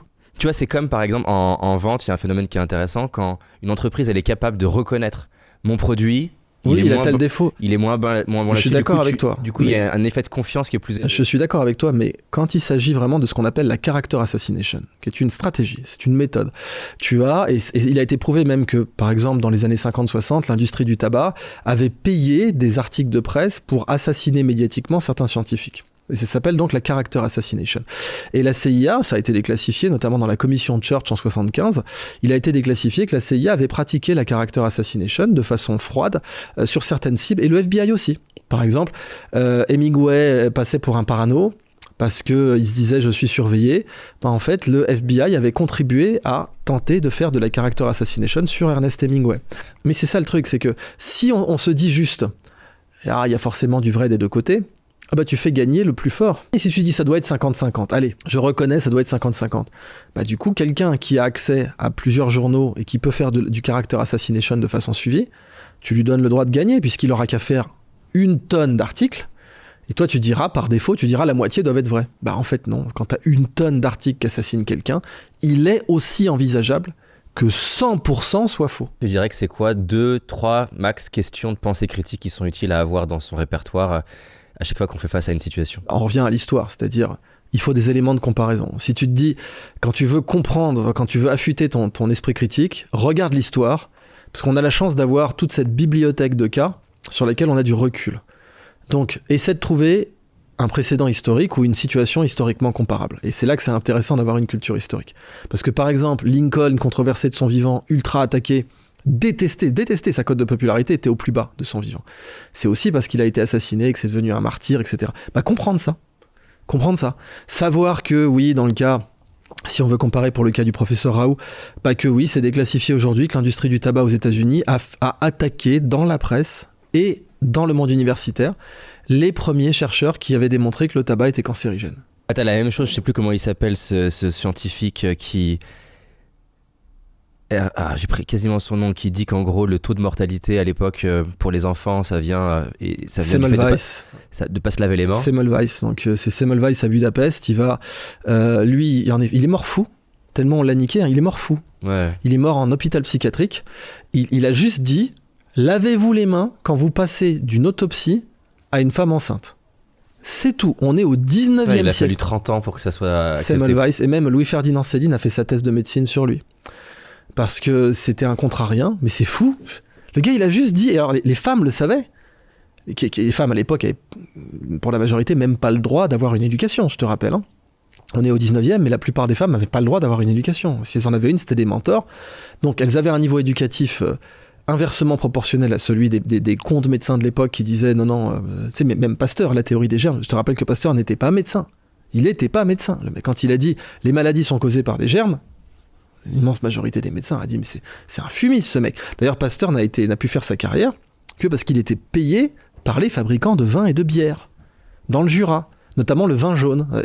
Un des premiers contrats de Pasteur, c'est de comprendre comment le vin jaune se formait. C'est un vin très spécial qui se fermente cuve ouverte et il y a un voile, c'est ça qu'on appelle ça aussi vin de voile. Vin de jaune c'est l'AOC, mais si t'en fais ailleurs ça s'appelle un vin de voile.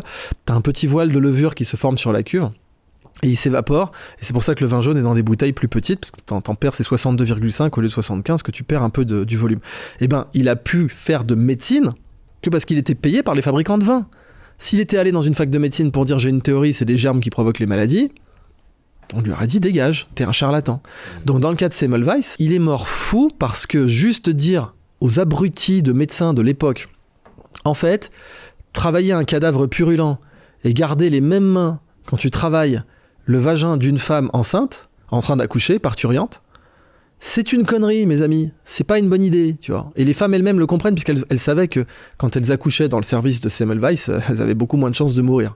Donc elles avaient pigé, tu vois. Et ça, c'est du Taleb, ça. Quand t'as du skin in the game, t'es plus intelligent qu'un mec qui a des diplômes.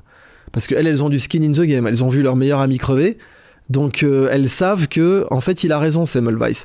Mais le professeur Duchemol de la faculté qui a la Légion d'honneur, lui, il savait pas. Enfin, c'était à Budapest, c'est pas la Légion d'honneur, mais t'imagines qu'il avait sa panoplie de cow-boy lui aussi.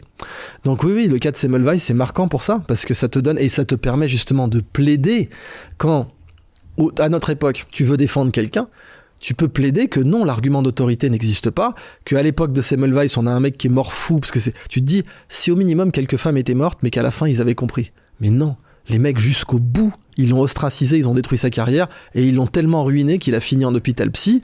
Ouais, il était pas bien à la fin. Des questions rapides et réponses rapides. Ok.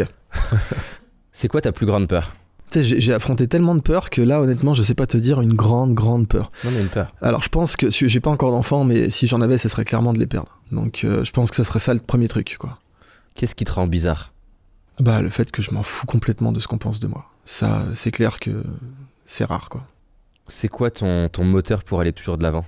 La curiosité, tu vois. C'est de découvrir des nouveaux paysages, des nouveaux pays, des nouvelles cultures et des nouvelles connaissances.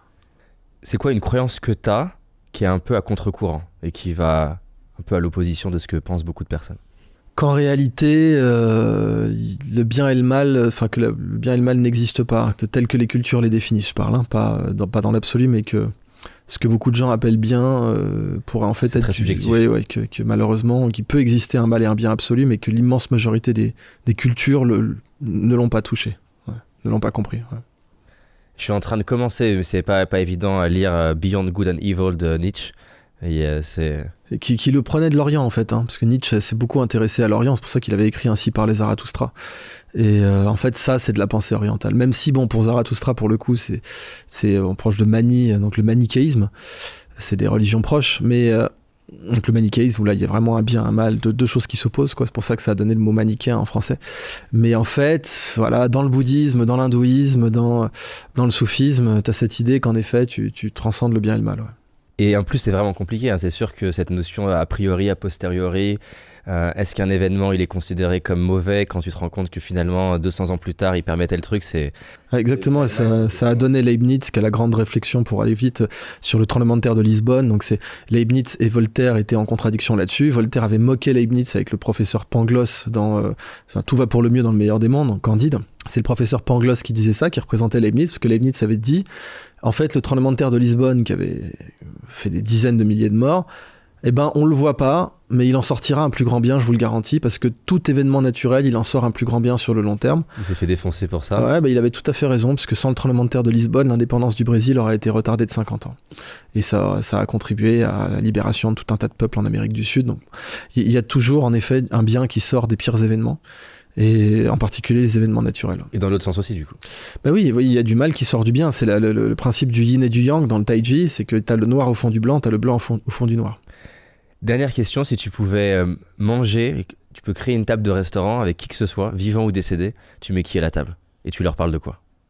Je mettrais Idriss Shah, mon mentor, que j'ai pas connu, mais je m'appelle Idriss en référence à lui. Donc il y aurait Idriss Shah, qui est un immense écrivain. Il a été le mentor du commandant Massoud, le mentor de Doris Lessing, qui a eu le prix Nobel de littérature. C'était un grand maître soufi. Donc clairement, je mettrais lui. Après, mes héros, donc Konstantin Rokossovski, Jean Gabin, Richard Sorgeuve. Jean Gabin, pas seulement comme acteur, mais c'est les choix qu'il a fait. Je veux dire, le mec, il a tout plaqué pour être fusilier marin pendant la Deuxième Guerre mondiale. T'es sur un type, ses cheveux ont blanchi, il a niqué sa carrière. Parce que c'était un jeune premier avant la guerre.